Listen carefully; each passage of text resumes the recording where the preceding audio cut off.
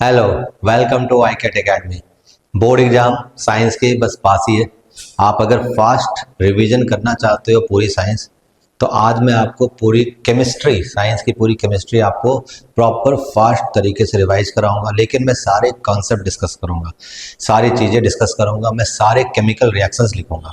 इस वीडियो में आप सारे केमिकल रिएक्शंस एक जगह पढ़ सकते हो। और केमिस्ट्री में अगर आपने सारे केमिकल रिएक्शंस एक साथ पढ़ लिए तो लगभग आपकी केमिस्ट्री पूरी कवर हो जाएगी।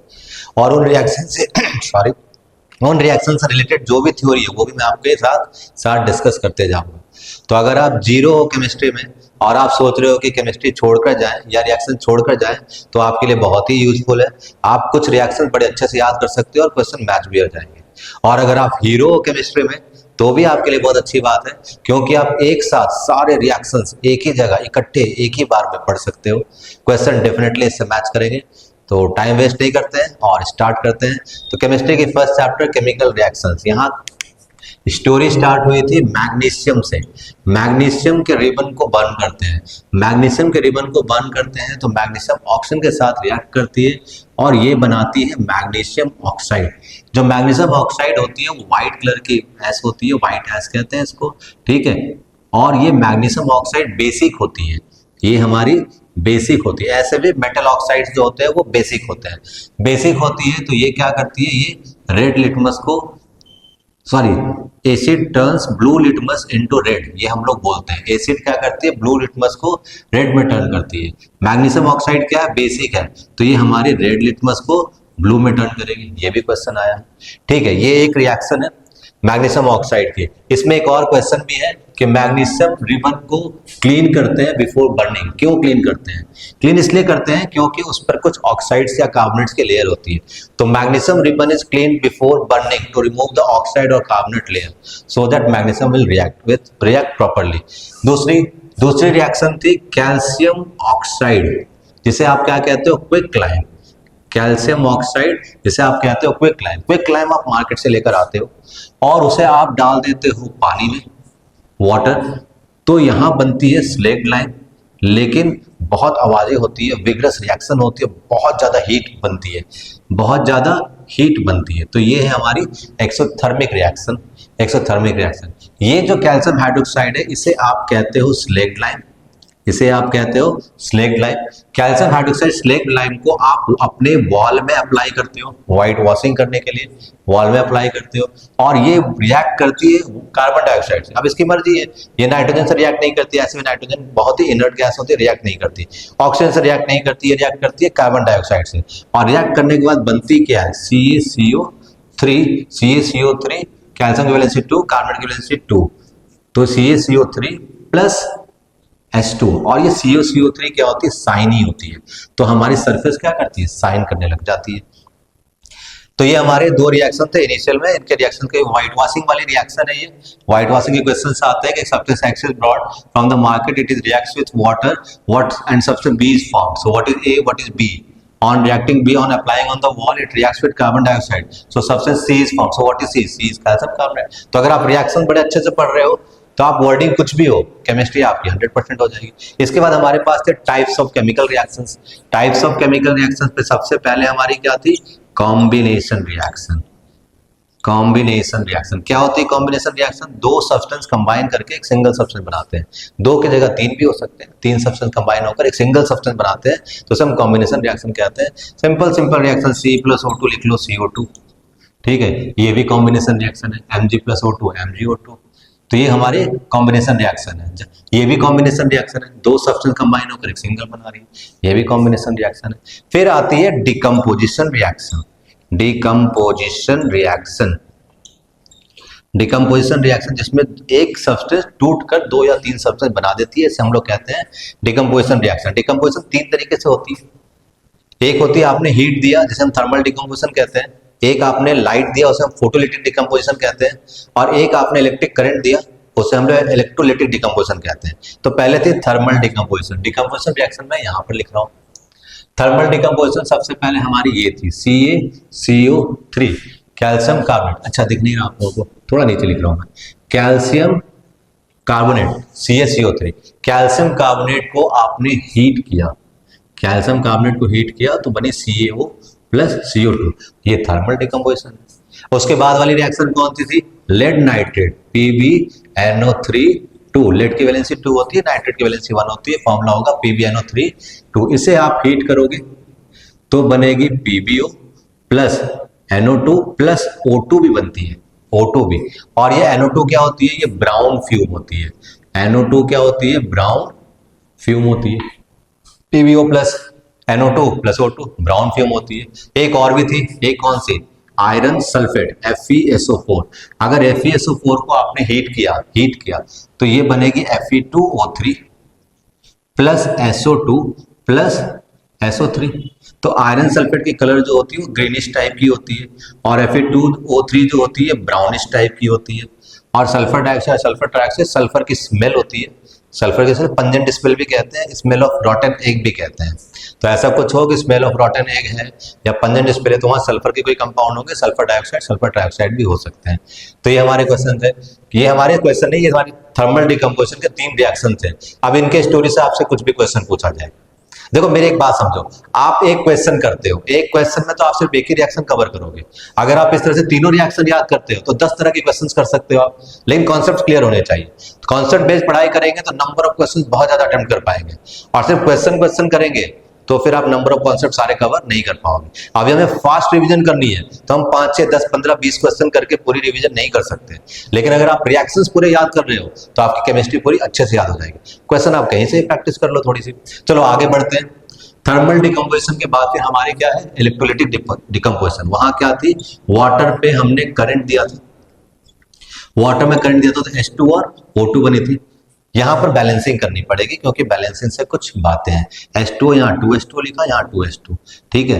करंट ब्रेक करने पर 2 जो वॉल्यूम ऑफ हाइड्रोजन गैस बनती है वो double of the volume of oxygen gas होती है।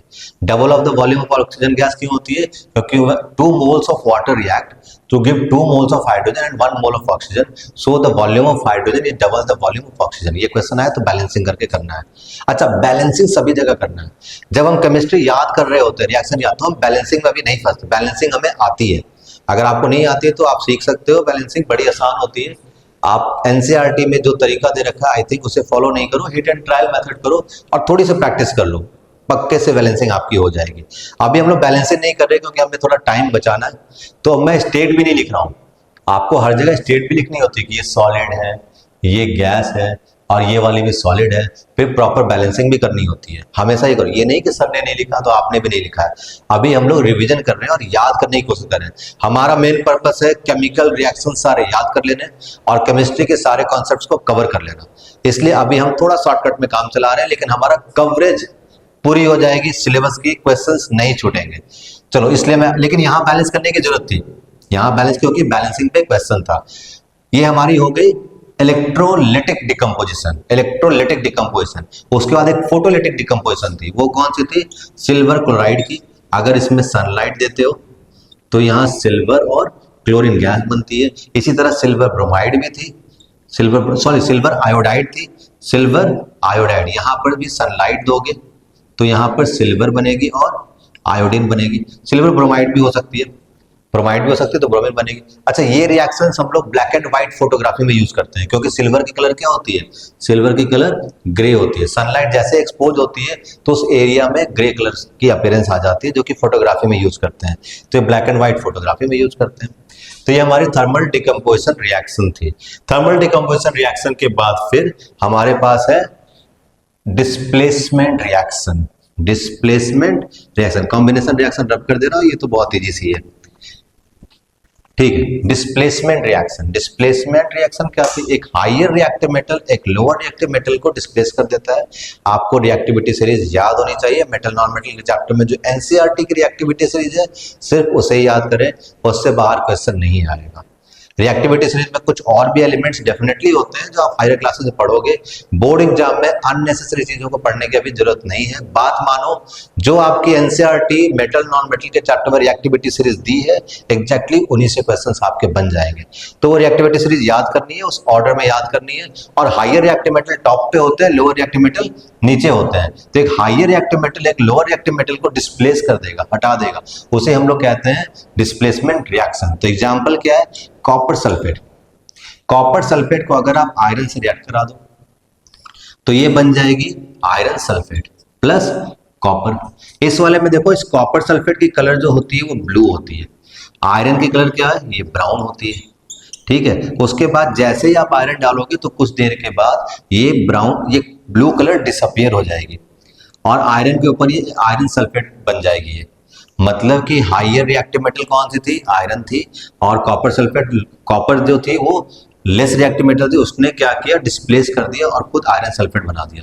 एग्जांपल क्या था, एक टेस्ट ट्यूब लिया था, उसमें कॉपर सल्फेट था और उसमें आयरन के नेल डाले थे। क्वेश्चन था what will happen, so displacement reaction will occur, iron being more reactive than copper, it will displace copper from copper sulfate, so blue color will disappear।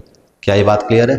चलो, ये हमारी डिस्प्लेसमेंट रिएक्शन है। Displacement reaction कुछ भी और भी हो सकती है। सपोज करो जिंक सल्फेट है और आपने अगर इसको Na से रिएक्ट करा दिया तो ये क्या बन जाएगी, Na2SO4 प्लस Zn। ठीक है, अगर सपोज करो ये कॉपर सल्फेट है और आपने इसको मरकरी से रिएक्ट करा दिया तो मरकरी तो इससे कम रिएक्टिव होती है, तो यहाँ पर कोई डिस्प्लेसमेंट रिएक्शन नहीं होगी। हायर रिएक्टिव मेटल हमेशा लोअर रिएक्टिव मेटल को डिस्प्लेस करते हैं। ये हमारे डिकम्पोजिशन रिएक्शन है, सॉरी ये हमारे डिस्प्लेसमेंट रिएक्शन है।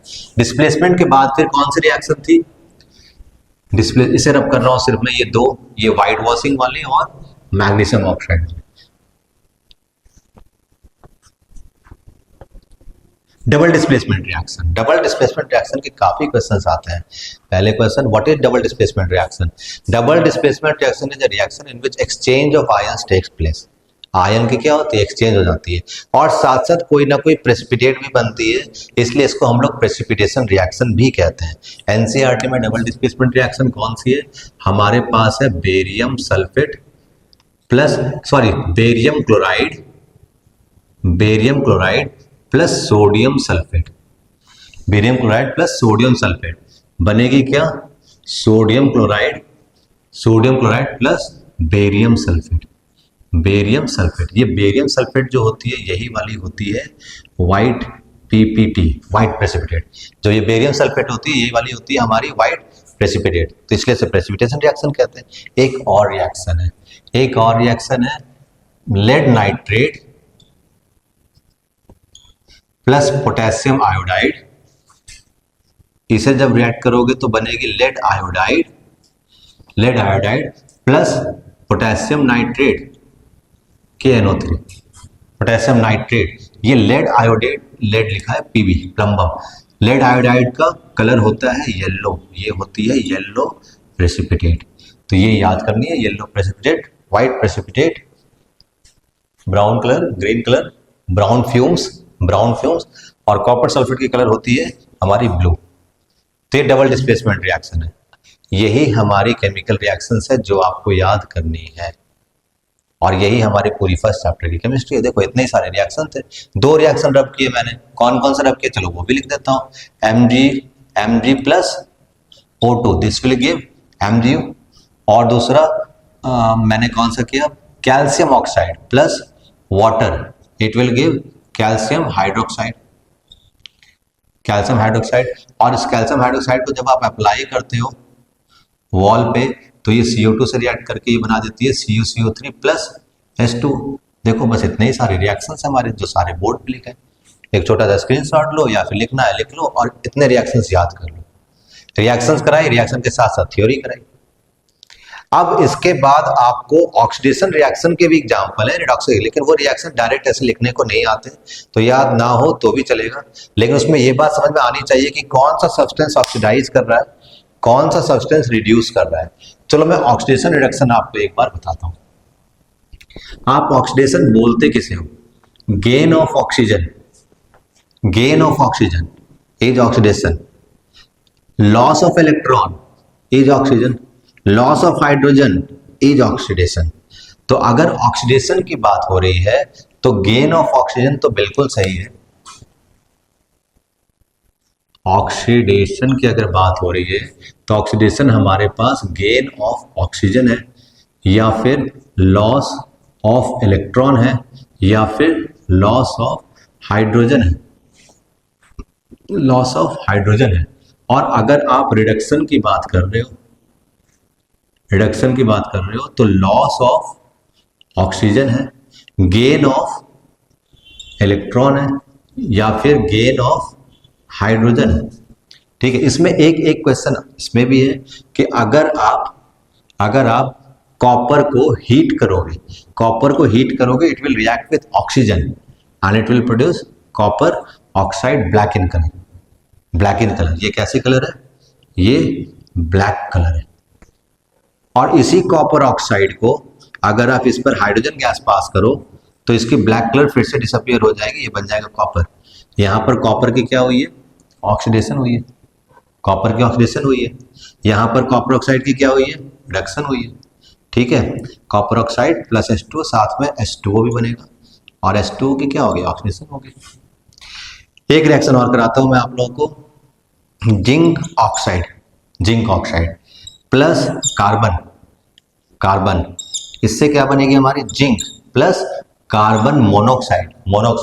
मेटल नॉन मेटल में भी ये रिएक्शन है। जिंक ऑक्साइड अगर कार्बन से रिएक्ट करेगी तो ये बनेगी zinc plus carbon monoxide. Carbon dioxide नहीं है, कार्बन मोनोक्साइड है। इस रिएक्शन को ध्यान से देखो, जिंक ऑक्साइड बन जाती है जिंक, तो इसने लॉस ऑफ ऑक्सीजन किया, तो ये वाली चीज है रिडक्शन, ये प्रोसेस है रिडक्शन। कार्बन ने ऑक्सीजन गेन किया तो ये वाली प्रोसेस है ऑक्सीडेशन। अब क्वेश्चन क्या क्या आते हैं? पहला क्वेश्चन, कौन सा सब्सटेंस है जो कि ऑक्सीडाइज्ड हुआ है? सब्सटेंस ऑक्सीडाइज कौन हुआ है? कार्बन। कौन सा सब्सटेंस है जो रिड्यूस्ड हुआ है? कौन रिड्यूस्ड हुआ है? Zinc oxide.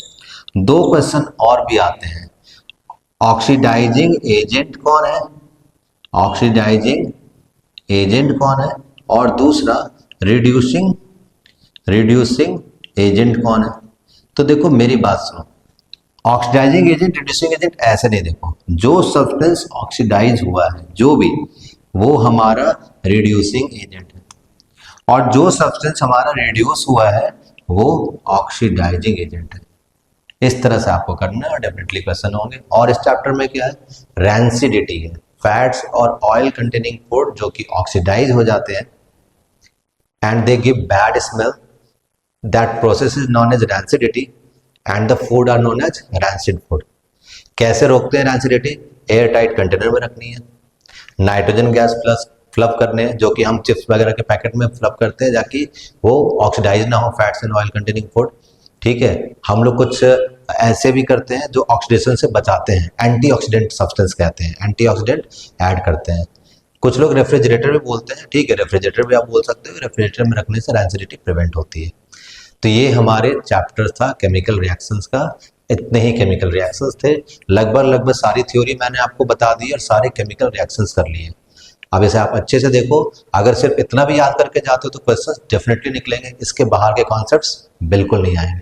बोर्ड रब करता हूँ, फिर मैं आगे का चैप्टर पढ़ाता हूँ। एसिड्स, बेसिस एंड सॉल्ट, थोड़ा फास्ट रिवीजन कर रहे हैं, डिटेल पढ़नी है तो इसकी भी एक वीडियो है, आप आराम से देख सकते हो। अभी हम लोग फास्ट रिवीजन कर रहे हैं। तो एसिड बेस सॉल्ट में मैं इसके केमिकल रिएक्शंस आपको बता रहा हूँ। केमिकल रिएक्शन, तो केमिकल रिएक्शन में क्या क्या है हमारे पास? एसिड के रिएक्शन। एसिड को अगर आप मेटल से रिएक्ट कराओगे तो क्या बनेगी? सॉल्ट प्लस हाइड्रोजन गैस, एक हाइड्रोजन गैस निकलेगी। इसी एसिड को अगर आप किसी बेस से रिएक्ट करा रहे हो तो न्यूट्रलाइजेशन रिएक्शन होगी, तो क्या बनेगी? Salt plus water. मेटल डालोगे तो हाइड्रोजन गैस निकलेगी, और एसिड को अगर बेस से रिएक्ट कराओगे तो it will give water, salt तो बनेगा ही बनेगा। इस चीज को ऐसे भी समझो, मेटेलिक ऑक्साइड जो होते हैं वो बेसिक होते हैं, मेटेलिक ऑक्साइड्स बेसिक होते हैं। तो अगर आप मेटेलिक ऑक्साइड को रिएक्ट करा रहे हो एसिड से तो भी आपको क्या मिलेगा? Salt plus water, salt plus water मिलेगा। यही एक और बात याद कर लो, एसिड के जगह आप नॉन मेटेलिक ऑक्साइड ले लो, नॉन मेटेलिक जैसे sulphur dioxide, carbon dioxide, non metallic oxide. Non metallic oxide acidic होते हैं तो उसको बेस से रिएक्ट कराओ तो क्या बनेगा? तो भी ये बनेगा सॉल्ट प्लस वाटर। कहाँ वाटर बन रहा है, कहाँ हाइड्रोजन गैस बन रहा है, इसमें डिफरेंसेस अच्छे से याद होने चाहिए, ये बात हमें याद होनी चाहिए। ठीक है, अच्छा एक और भी है, बेस अगर मेटल से रिएक्ट कर जाए तो भी क्या बनेगा? तो सॉल्ट प्लस, ये तो इसकी तरह acid metal base metal. Base metal से जनरली रिएक्ट नहीं करते, सिर्फ एक ही रिएक्शन है। कौन सी रिएक्शन है? NaOH plus zinc. एक ही रिएक्शन है बेस की जो जिंक के साथ करती है, और बनता क्या, अच्छा निकलेगा क्या, hydrogen gas. Hydrogen gas salt कौन सी बनेगी, sodium zincate, Na2ZnO2, sodium zincate, नाम लिख देता हूं मैं, सोडियम जिंकेट। इसे अच्छे से याद करना। गैस कौन सी निकल रही है, हाइड्रोजन गैस, हाइड्रोजन गैस। ठीक है, ये हमारी एसिड की रिएक्शन। और अगर एसिड मेटल कार्बोनेट हो या फिर मेटल बाइकार्बोनेट हो, इससे रिएक्ट करेंगे तो क्या बनेगा, तो बनेगी हमारे पास salt plus CO2 plus H2। बस एसिड और बेस के इतने ही रिएक्शन है। ये समझना है आपको, एसिड और बेस के रिएक्शन। अगर आप समझ के करोगे तो रिएक्शन बहुत सारे कर सकते हो। चलो मैं आपको कराता हूं एग्जाम्पल के साथ। Hydrochloric acid, hydrochloric acid, hydrochloric acid को आपने सपोज करो सोडियम से रिएक्ट करा दो, सोडियम मेटल से, बनेगी क्या, NaCl plus hydrogen, salt plus. अगर आपने हाइड्रोक्लोरिक एसिड को, अगर आपने हाइड्रोक्लोरिक एसिड को सोडियम ऑक्साइड, मेटल ऑक्साइड है, मेटल ऑक्साइड बेस की तरह बिहेव करती है, इससे रिएक्ट करा दिया तो क्या बनेगी, तो बनेगी NaCl। लेकिन यहां क्या बनेगी, H2। ये एसिड और बेस की रिएक्शन है, एसिड और बेस की रिएक्शन है। अच्छा ठीक है, आपने अगर सपोज करो हाइड्रोक्लोरिक एसिड को सोडियम कार्बोनेट से रिएक्ट करा दिया, Na2CO3, तो क्या बनेगी, तो भी बनेगी हमारी salt, NaCl plus CO2 plus H2। अगर आपने हाइड्रोक्लोरिक एसिड को सोडियम बाइकार्बोनेट से रिएक्ट करा दिया तो भी बनेगी सॉल्ट, सॉल्ट क्या बनेगी, NaCl और CO2 प्लस H2। तो दोनों के दोनों तो सेम ही रिएक्शन है, सोडियम मेटल कार्बोनेट हो या फिर मेटल बाइकार्बोनेट हो, दोनों सेम ही रिएक्शन है। चलो इस बार हम लोग एसिड चेंज करते हैं। एसिड हमने ले लिया H2SO4, एसिड हम लोगों ने ले लिया H2SO4। H2SO4 अगर हमारी रिएक्ट कर रही है मैग्नीशियम से, H2SO4 अगर मैग्नीशियम से रिएक्ट कर रही है तो यहाँ ये चीज क्या बनेगी, magnesium sulphate plus hydrogen gas. देखो हाइड्रोजन गैस निकल रही है, अगर मेटल होगा तो सिर्फ हाइड्रोजन गैस निकलेगी।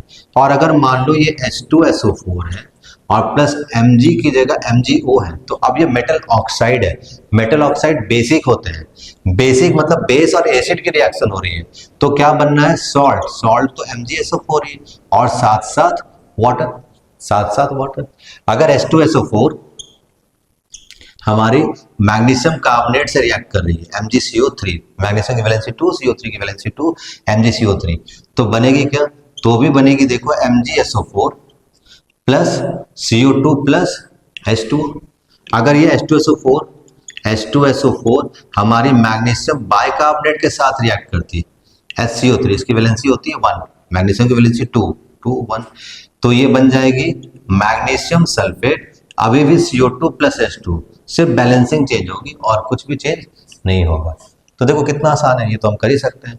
एसिड और बेस का रिएक्शन, चलो एक एसिड ले लिया हमने HCl, एक बेस हमने ले लिया NaOH, HCl और NaOH, एसिड और बेस रिएक्ट करेंगे तो ये तो बिल्कुल, ये तो हमारी न्यूट्रलाइजेशन रिएक्शन है, ये बन जाएगी NaCl plus H2 plus H2। अच्छा, मेटल वाले रिएक्शन में एक थ्योरी थी, एक्सेप्शंस और उसके भी एक्सेप्शंस। क्या एक्सेप्शंस थी, सारे मेटल एसिड के साथ रिएक्ट करते हैं, वो सॉल्ट और हाइड्रोजन गैस देते हैं, लेकिन ऐसा नाइट्रिक एसिड के साथ नहीं होता। नाइट्रिक एसिड के साथ अगर आप किसी मेटल को रिएक्ट करा रहे हो तो हाइड्रोजन गैस नहीं निकलती, नहीं निकलती, ये रिएक्शन नहीं होता। क्यों नहीं होता, क्योंकि हाइड्रोजन गैस जो निकलेगी उसे वो ऑक्सीडाइज करके वाटर बना देगा, क्योंकि नाइट्रिक एसिड जो होती है स्ट्रॉन्ग ऑक्सीडाइजिंग एजेंट होती है। तो ये एक एक्सेप्शन है कि सारे मेटल एसिड के साथ रिएक्ट करके सॉल्ट और हाइड्रोजन गैस देते हैं, लेकिन नाइट्रिक एसिड के साथ ऐसा नहीं होता। अब नाइट्रिक एसिड का भी एक्सेप्शन है कि नाइट्रिक एसिड सभी के साथ तो ऐसा करता है, मतलब नहीं करता, हाइड्रोजन गैस नहीं निकलती, लेकिन अगर मैग्नीशियम या फिर मैंगनीज हो तो उनके साथ नाइट्रिक एसिड रिएक्ट कर जाता है, उनके साथ रिएक्ट करके हाइड्रोजन गैस देता है। ये कुछ एक्सेप्शंस है, ठीक है। उसके बाद एक और चीज, यहीं पे थोड़े से कुछ मेटल नॉन मेटल के रिएक्शन ले लेते हैं, रिलेटेड है इसलिए। एक देखो रिएक्शन आपने लिखा है यहाँ पे NaOH plus Zn, Na2ZnO2 plus H2। तो ये बेस मेटल से रिएक्ट कर रहा है तो हाइड्रोजन गैस बनेगी। अगर मैं बोलूं कि NaOH है और ZnO मेटल ऑक्साइड है, मेटल ऑक्साइड, तो क्या बनेगी? तो भी देखो सॉल्ट बनेगी Na2ZnO2, Na2ZnO2, लेकिन साथ साथ आएगी वाटर। ये कौन सा रिएक्शन है? ये बेस और ये acid. Acid metal oxide, acid metal oxides तो बेसिक होते हैं। मेटल ऑक्साइड जो होते हैं वो हमेशा ही क्या होते हैं? बेसिक होते हैं। तो फिर ये एसिडिक क्यों? गलत नहीं लिखा मैंने, ये एसिडिक ऑक्साइड है। जिंक ऑक्साइड एसिडिक ऑक्साइड भी होती है, जिंक ऑक्साइड बेसिक ऑक्साइड भी होती है। ऐसे ऑक्साइड जो एसिडिक भी होते हैं और बेसिक भी होते हैं उनको हम लोग कहते हैं एम्फोटेरिक ऑक्साइड। ये बहुत ही इंपॉर्टेंट क्वेश्चन भी है, रिलेटेड था, मेटल नॉन मेटल का था, इसलिए मैंने यहाँ पर बता दिया। इसीलिए एम्फोटेरिक ऑक्साइड, कौन कौन से एम्फोटेरिक ऑक्साइड होते हैं? एक होती है जिंक ऑक्साइड और एक होती है एल्यूमिनियम ऑक्साइड। तो जिंक के रिएक्शंस कर रहे थे तो साथ साथ वो भी कर लेते हैं। तो ये तो जिंक मेटल का रिएक्शन था, मेटल है तो सॉल्ट और हाइड्रोजन गैस बनेगी। लेकिन ये अगर बेस के साथ रिएक्ट करे तो एसिडिक की तरह बिहेव करेगी और एसिड और बेस की रिएक्शन हो गई और ये क्या बनी? Salt plus water. अच्छा, मैं यहाँ HCl से भी रिएक्ट करा सकता हूँ ZnO को। अब ZnO किसकी तरह बिहेव करेगी? यहाँ पर हमारी ZnO एसिड की तरह बिहेव करी है क्योंकि ये बेस था। यहाँ पर हमारी ZnO बेस की तरह रिएक्ट करेगी क्योंकि हमने एसिड दिया। और यहाँ भी क्या बनेगा? सेम Na2Zn सॉरी ये मैंने क्या बोल दिया? ZnCl2। यहाँ क्या बनेगी? यहाँ बनेगी ZnCl2 plus H2, ZnCl2 plus H2, ZnCl2 plus यहाँ जिंक क्लोराइड बनेगी, यहाँ सोडियम जिंकेट बनेगी। देखो ये रिएक्शन थे हमारे। तो ये जिंक वाली रिएक्शन एक ये जो कि एसिड बेस सॉल्ट में है, और जिंक की रिएक्शन, जिंक ऑक्साइड की रिएक्शन जो कि मेटल ऑक्साइड होती है, जो कि एसिडिक भी होती है, बेसिक भी होती है, एम्फोटेरिक ऑक्साइड होती है। ये हमारे इसके रिएक्शन थे। अगर हमने ये रिएक्शन पढ़ाया तो हमें साथ साथ एक और रिएक्शन पढ़नी चाहिए, किसकी? एल्यूमिनियम ऑक्साइड की। मैं आप लोगों को एल्यूमिनियम ऑक्साइड जो एम्फोटेरिक ऑक्साइड है उसके भी रिएक्शन लिख के दिखाता हूँ, वो भी आप साथ साथ यहीं पर याद कर सकते हो। चलो एल्यूमिनियम ऑक्साइड, तो अगर मेरे पास एल्यूमिनियम ऑक्साइड है Al2, इसे अगर मैं एसिड से रिएक्ट करा दूं तो ये बेस की तरह करेगा, और मेटल के ऑक्साइड ऐसे भी बेसिक होता है तो ये तो ठीक है। लेकिन अगर मैं इसको बेस से रिएक्ट करा दूं तो ये हमारा Al2O3 एसिडिक ऑक्साइड की तरह बिहेव करेगा। मतलब एल्यूमिनियम ऑक्साइड एसिडिक ऑक्साइड भी है और बेसिक ऑक्साइड भी है। जनरली मेटल के ऑक्साइड बेसिक होते हैं, मेटल ऑक्साइड को याद ही कर लो कि मेटल ऑक्साइड बेसिक होते हैं। बट कौन एक्सेप्शन है? एल्यूमिनियम ऑक्साइड और जिंक ऑक्साइड, ये दोनों एसिडिक और बेसिक दोनों होते हैं, इनको एम्फोटेरिक ऑक्साइड कहते हैं। शो करने को आया तो हमें रिएक्शन लिखना पड़ेगा। तो ठीक है, ये एसिड और बेस की तो रिएक्शन है, तो ये बनेगा क्या? ये हमारा बन जाएगा AlCl3 plus H2, AlCl3 plus H2। अच्छा, एल्यूमिनियम ऑक्साइड अगर बेस से रिएक्ट करेगी तो सोडियम एल्यूमिनेट NaAlO2, फॉर्मूला याद कर लो, सोडियम एल्यूमिनेट। और सोडियम जिंकेट क्या थी? वो Na2ZnO2 थी। ये बच्चे बोलते हैं Na2ZnO2 थी, और सोडियम एल्यूमिनेट क्या? NaAlO2 है। और साथ साथ क्या बनेगी? एसिड और बेस की रिएक्शन है तो बनेगी H2। ठीक है, यहां पर एक ये भी कर लो, मान लो हमारे पास सिर्फ एल्यूमिनियम है और HCl है। अब क्या बनेगी भाई? अब बनेगी AlCl3। ये एसिड और बेस की रिएक्शन नहीं है, एसिड की रिएक्शन है मेटल के साथ। एसिड मेटल के साथ रिएक्ट करके सिर्फ हाइड्रोजन गैस देता है, तो यहाँ क्या बनेगी? Hydrogen gas. तो ये देखो मैंने एम्फोटेरिक ऑक्साइड और एसिड बेस वाले रिएक्शन एक साथ लिखे तीनों एल्यूमिनियम की, और ये हमने जिंक का लिखा, ये एक यहाँ पर और एक मैंने लिख दिया है यहाँ पर।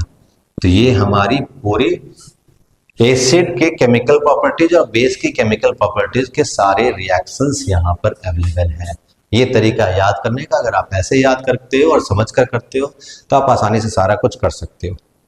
एक पार्ट और बचा इसका, सॉल्ट में काफी रिएक्शन थे, तो मैं सॉल्ट कुछ आपको पढ़ाऊंगा भी, और फिर मैं उसके कुछ रिएक्शंस भी बताऊंगा साथ साथ। मैं बोर्ड रब करता हूं फिर बताता हूं। सॉल्ट के कुछ रिएक्शंस हैं। कौन कौन से सॉल्ट है हमारे पास? हमारे पास सॉल्ट है NaCl, सोडियम क्लोराइड। हमारे पास एक है हमारे पास सोडियम हाइड्रोक्साइड NaOH, इसको कॉस्टिक सोडा भी कहते हैं। ठीक है, उसके बाद फिर हमारे पास है baking soda NaHCO3 sodium bicarbonate. फिर हमारे पास है washing soda Na2CO3 dot 10H2O। ये सारे सोडियम के सॉल्ट लिखे मैंने, ये सारे सोडियम के सॉल्ट हैं। इसके बाद फिर कैल्शियम वाले सॉल्ट थे। कौन है कैल्शियम के सॉल्ट? CaOCl2 bleaching powder. उसके बाद CaSO4 dot half H2O plaster of Paris. उसके बाद फिर CaSO4 डॉट 2H2O जिप्सम। तो ये हमारे सॉल्ट है, इतने सारे सॉल्ट हमें पढ़ने हैं। चलो सॉल्व करने से पहले मैं इस 10H2O को बताता हूँ। 10H2O क्या है? This is water of crystallization. What is water of crystallization? Number of water molecule attach to one formula unit of the salt. एक कोई सॉल्ट होती है, उसमें कितने वाटर मॉलिक्यूल अटैच होते हैं, उसे ही हम लोग कहते हैं water of crystallization. Washing soda की वाटर क्रिस्टलाइजेशन कितनी है? 10H2O। वॉशिंग सोडा की वाटर क्रिस्टलाइजेशन है 10H2O। एक हमारे पास है कॉपर सल्फेट। कॉपर सल्फेट भी वाटर मॉलिक्यूल के साथ अटैच कर जाता है, 5 वाटर मॉलिक्यूल से अटैच करता है, उसकी वाटर क्रिस्टलाइजेशन 5 है। उसके बाद है आयरन सल्फेट FeSO4, ये 7 वाटर मॉलिक्यूल से अटैच करता है, इसकी वाटर क्रिस्टलाइजेशन 7 है। ये है प्लास्टर ऑफ पेरिस, इसकी वाटर क्रिस्टलाइजेशन है हाफ। एक कॉपर सल्फेट के साथ एक कैल्शियम सल्फेट के साथ हमारे पास हाफ H2 होती है। और ये है जिप्सम, ये कैल्शियम सल्फेट के साथ 2 वाटर मॉलिक्यूल अटैच होते हैं, तो इसकी 2 वाटर क्रिस्टलाइजेशन है। वाटर क्रिस्टलाइजेशन होती है number of water molecule attach to one formula unit of the salt. Question एक ये भी होता है, अगर कॉपर सल्फेट 5H2, इसे हाइड्रेटेड कॉपर सल्फेट कहते हैं, अगर इसे आपने हीट किया तो ये कॉपर सल्फेट प्लस 5H2 बाहर आ जाएगी। ये देखो, ये वाली ब्लू कलर की होती है, जब वाटर में होती है कॉपर सल्फेट तो ब्लू कलर की होती है, जब वाटर में डिजोल्व भी करते हो तो वाटर की कलर ब्लूइश होती है। लेकिन इसको हीट करोगे तो वाटर क्रिस्टलाइजेशन हट जाएगी और ये क्या बन जाएगी? व्हाइट। ये क्वेश्चन भी आया, व्हाइट कलर की हो जाती है। तो हीट करने पे व्हाइट क्यों होती है? कि it loses the water of crystallization. तो एक छोटी सी थी वाटर क्रिस्टलाइजेशन के टॉपिक। इसके बाद सॉल्ट के रिएक्शंस पढ़ने हैं हमें। सॉल्ट के देखो बहुत ज्यादा रिएक्शन नहीं है, कुछ रिएक्शन है, थोड़े तो याद करने ही पड़ेंगे। और डायरेक्ट क्वेश्चन, रिएक्शन की सबसे अच्छी बात है कि डायरेक्ट क्वेश्चन, इसमें ट्विस्ट ही क्या करेंगे, डायरेक्ट रिएक्शन से जो आपको लिखने हैं। तो सबसे पहले NaCl तो बनाने की जरूरत है। NaCl कॉमन सॉल्ट होती है, इवापोरेशन ऑफ सी वाटर से बनती है। दूसरा NaOH। NaOH बनाने का क्या तरीका था? NaCl लेना पड़ता है, NaCl के साथ साथ हमें वाटर लेनी पड़ती है। NaCl और वाटर को इंडस्ट्री में क्या कहते हैं? Brine, BRINE, brine. इस पर आपने इलेक्ट्रिक करंट पास किया, आपने इस पर इलेक्ट्रिक करंट पास किया तो आपको मिलेगा क्या? आपको मिलेगा NaOH plus Cl2 plus hydrogen gas. ये एक इलेक्ट्रिक करंट पास करते हैं, इलेक्ट्रोलाइटिक सेल में पास करते हैं, क्योंकि क्लोरीन गैस बनती है और एक अल्कली बनती है, सोडियम हाइड्रोक्साइड अल्कली कहलाती है। इसलिए इस प्रोसेस का नाम क्या है? क्लोर अल्कली प्रोसेस। इस प्रोसेस का क्या नाम है? क्लोर अल्कली प्रोसेस। क्लोर अल्कली प्रोसेस कहते हैं। क्लोरीन क्योंकि नेगेटिव है तो ये पॉजिटिव इलेक्ट्रॉन में बनेगी एनोड में। हाइड्रोजन पॉजिटिव है तो ये नेगेटिव इलेक्ट्रोड के पास बनेगी कैथोड में। और ये जो होती है नियर कैथोड होती है, नियर कैथोड। होता क्या है? होता ये है कि हाइड्रोजन के आयंस बनते हैं H plus ion. H plus ion जो होते हैं ये कैथोड के पास जाते हैं। कैथोड एक नेगेटिव इलेक्ट्रॉन होती है, वहां पर ये क्या करते हैं? एक इलेक्ट्रॉन गेन करते हैं और ये बन जाते हैं हाइड्रोजन। ऐसे ऐसे 2 हाइड्रोजन कंबाइन करके बन जाते हैं हाइड्रोजन गैस। ये होती कहाँ पर है? कैथोड पर होती है। कैथोड कैसे इलेक्ट्रोड है? नेगेटिव। नेगेटिव पे कौन जाएगा? Positive cation. एनोड में क्या होगी? एनोड में क्लोरीन माइनस जो थी, क्लोरीन माइनस क्या करेगी? क्लोरीन माइनस एक इलेक्ट्रॉन लूज करेगी तो ये क्लोरीन की एटम बन जाएगी। ऐसे ऐसे 2 क्लोरीन एटम कंबाइन करेंगे तो क्या बन जाएगी? क्लोरीन गैस बन जाएगी। कहाँ पर होगी? एनोड पे होगी। देखो कैथोड में एक बोलता हूँ CRM याद करो। कैथोड पे रिडक्शन होती है, वहां मेटल की डिपॉजिट होती है। कैथोड पे रिडक्शन होती है, वहां मेटल की डिपॉजिट होती है, बात हमेशा ही होती है। अभी हमारे कौन काम आ रहा है? कैथोड पे रिडक्शन होती है। कैथोड रिडक्शन कैसे? Gain of electron. अभी पीछे पढ़ा हमने, गेन ऑफ इलेक्ट्रॉन को हम लोग क्या कहते हैं? रिडक्शन। तो ये बात याद रखनी। और कैथोड पे रिडक्शन होती है, मेटल की डिपॉजिट होती है। जब आप इलेक्ट्रोलाइटिक रिफाइनिंग ऑफ कॉपर पढ़ोगे तो वहां भी इसका काफी यूज होता है। डायरेक्टली आप समझ सकते हो चीजों को। चलो इसे अभी मैं रब कर रहा हूँ। तो ये हमारी क्लोर अल्कली प्रोसेस थी। यहाँ पर हमारी सोडियम हाइड्रोक्साइड, क्लोरीन गैस और H2 गैस बन गए। हाँ, वो मैंने लिखा नहीं कि अगर NaCl में इलेक्ट्रिसिटी पास कर रहे हो तो ये Na plus plus Cl minus बनेगी, वाटर से H प्लस आयन और OH माइनस आयन बनेगी, वो सब रिएक्ट कर जाएगी। ये हमने लिख लिया, मोटे मोटे तौर पर ये चीजें थी। उसके बाद दूसरा कौन सा है, सोडियम बाइकार्बोनेट। सोडियम बाइकार्बोनेट कैसे बनाते हैं, इसकी थोड़ी सी बड़ी रिएक्शन है लेकिन बिल्कुल याद की जा सकती है। आपने NaCl लिया, आपने वाटर लिया, नमक पानी ब्राइन जो भी, इसमें साथ साथ एक गैस आती है कार्बन डाइऑक्साइड, और एक और भी गैस आती है अमोनिया, NH3 अमोनिया। अमोनिया, इसे अमोनिया कहते हैं, अमोनिया गैस होती है, और NH3 हाइड्रोजन है लेकिन ये बेस है, ये बेस होती है। उसके बाद ये रिएक्ट करेगी तो बनेगी NaHCO3, NaHCO3 साथ साथ ammonium, ammonium chloride NH4Cl, ammonium chloride, ये हमारी बन गई बेकिंग सोडा। बेकिंग सोडा, एक ये रिएक्शन है बेकिंग सोडा बनाने की। अच्छा, बेकिंग सोडा की एक प्रॉपर्टी है, NaHCO3 को अगर आप हीट करोगे तो क्या बनेगी, तो ये बन जाएगी Na2CO3 plus CO2 plus H2O, carbon dioxide gas निकलेगी। कार्बन डाइऑक्साइड गैस की कुछ इंपॉर्टेंस है। जब बेकिंग सोडा के यूजेस थे तो 3 यूजेस थे। एक यूज था फायर एक्सटिंग्विशर। फायर एक्सटिंग्विशर में इसे हम लोग यूज करते हैं क्योंकि जैसे ही फायर एक्सटिंग्विशर से सोडियम बाइकार्बोनेट निकलती है, वो हीट पे जाती है तो सोडियम कार्बोनेट के साथ साथ कार्बन डाइऑक्साइड गैस और वाटर कार्बन डाइऑक्साइड गैस भी बनती है। कार्बन डाइऑक्साइड गैस हेवियर होती है तो वो नीचे के लेयर में आ जाती है, ऑक्सीजन के सप्लाई को कट ऑफ कर देती है और फायर एक्सटिंग्विश हो जाती है। तो पहला यूज तो फायर एक्सटिंग्विशर। दूसरा यूज बेकिंग इंडस्ट्री में इसे यूज करते हैं, केक वगैरह बनाने के लिए, इडली वगैरह में भी डालते हैं बेक करने के लिए, पकोड़े को क्रिस्पी बनाने के लिए यूज करते हैं। ऐसा क्यों, क्योंकि फ्लफी बनती है चीजें, स्पॉन्जी बनती है चीजें। क्यों, क्योंकि जब वो बेक हो रही होती है या जब पकोड़े तल रहे होते हैं तो उससे कार्बन डाइऑक्साइड गैस निकलती रहती है, वो चीजें क्या होती है, स्पॉन्जी हो जाती है, स्वेलअप कर जाती है। तीसरा यूज, एक यूज है फायर एक्सटिंग्विशर, एक यूज है इसे हम लोग बेकिंग इंडस्ट्री में यूज करते हैं, एक और यूज ये है कि जो सोडियम बाइकार्बोनेट एक बेसिक सॉल्ट होती है। बेसिक सॉल्ट, कुछ सॉल्ट एसिडिक होते हैं, कुछ सॉल्ट बेसिक होते हैं। सॉल्ट हमेशा न्यूट्रल नहीं होते, कुछ सॉल्ट एसिडिक होते हैं, कुछ सॉल्ट बेसिक होते हैं और कुछ सॉल्ट न्यूट्रल भी होते हैं। और इस पर भी काफी इंपॉर्टेंट क्वेश्चन, और ये एक टॉपिक है पूरी जो मैंने एसिड बेस सॉल्ट की वीडियो में पढ़ाया है। अगर आप डिटेल में पढ़ना चाहते हो तो उसे जरूर देखो, या फिर ये क्वेश्चंस आते हैं आप पढ़ो, पढ़ना जरूरी है कि एसिडिक सॉल्ट कौन होता है, बेसिक सॉल्ट। अभी हम लोग केमिकल रिएक्शंस कर रहे हैं, फास्ट रिवीजन कर रहे हैं, केमिकल रिएक्शंस को कवर करने की कोशिश कर रहे हैं, इसलिए मैं केमिकल रिएक्शन में फोकस कर रहा हूँ, कुछ थोड़े बहुत यूजेस बता रहा हूँ। बेकिंग इंडस्ट्री में यूज करने के साथ साथ हम लोग इसे यूज करते हैं एंटासिड्स बनाने के लिए। अगर एसिडिटी होती है स्टमक में तो उसे न्यूट्रलाइज करने के लिए, क्योंकि बेकिंग सोडा क्या होती है, ये हमारी बेसिक होती है। लेकिन केयरफुल रहनी चाहिए एक चीज में, हमें नहीं, लोगों को ऑलरेडी पता है, जो बेकिंग इंडस्ट्री में यूज करते हैं वो बेकिंग सोडा यूज नहीं करते। ये क्या, मैं कह रहा हूँ बेकिंग सोडा की यूज है और आप कह रहे हो बेकिंग सोडा नहीं यूज करते, मैं ही बोल रहा हूँ, ठीक है। लेकिन बेकिंग सोडा नहीं, वहां बेकिंग पाउडर यूज करते हैं।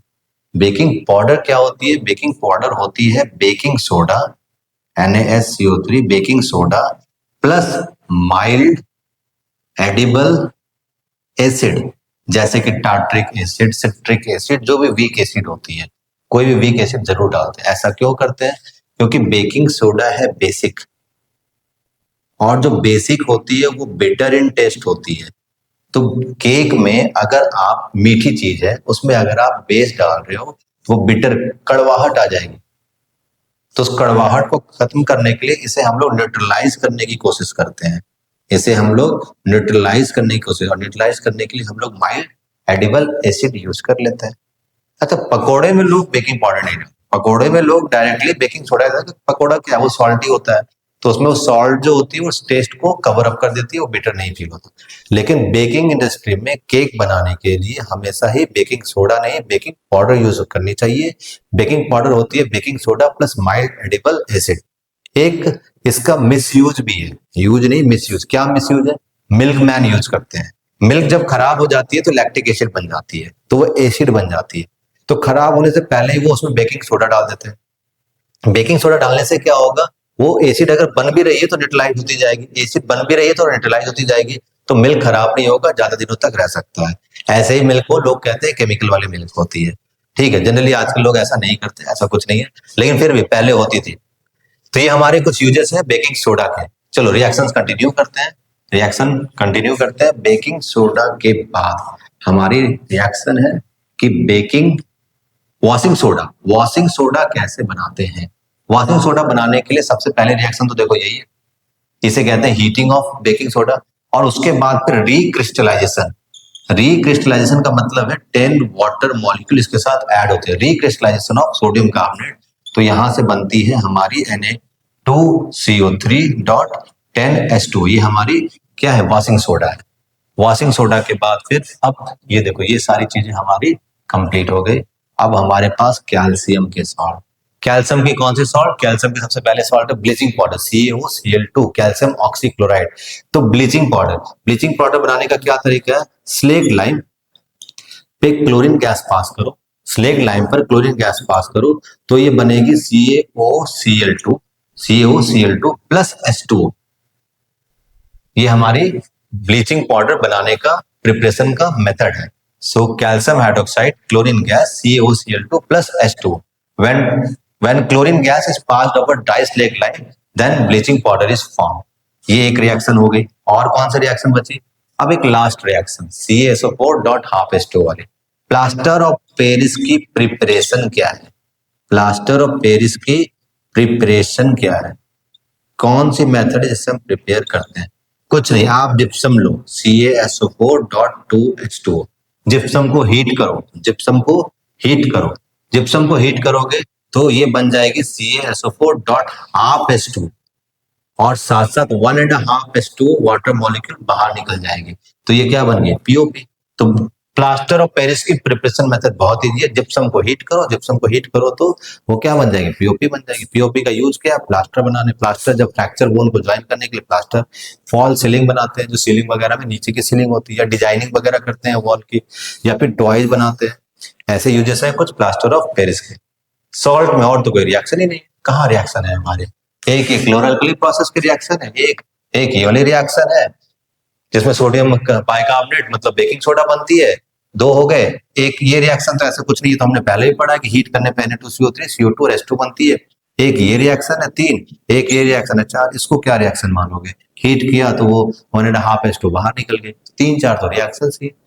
तो ये हमने केमिस्ट्री के 2 चैप्टर्स के सारे रिएक्शंस कर लिया। अब हमारे क्या बचे, मेटल्स एंड नॉन मेटल्स, और बचे कार्बोनेट्स कंपाउंड। रिएक्शन के साथ साथ लगभग मैं कुछ थ्योरी भी कवर कर दे रहा हूँ। इस तरीके से हम फास्ट तरीके से रिवीजन कर सकते हैं। जो 2 चैप्टर बचे वो अब हम नेक्स्ट वीडियो में करेंगे, एक पार्ट 2 की वीडियो आएगी, उसमें कर लेंगे। रेस्ट आप रिएक्शंस याद करो, ये 2 चैप्टर के रिएक्शंस पूरे अच्छे से याद करो, साथ साथ इसकी थ्योरी भी पढ़ो, कुछ क्वेश्चंस भी बनाओ। जब ये पूरी कवर हो जाए तो आप सेकंड वीडियो देखो। Okay, take care, bye.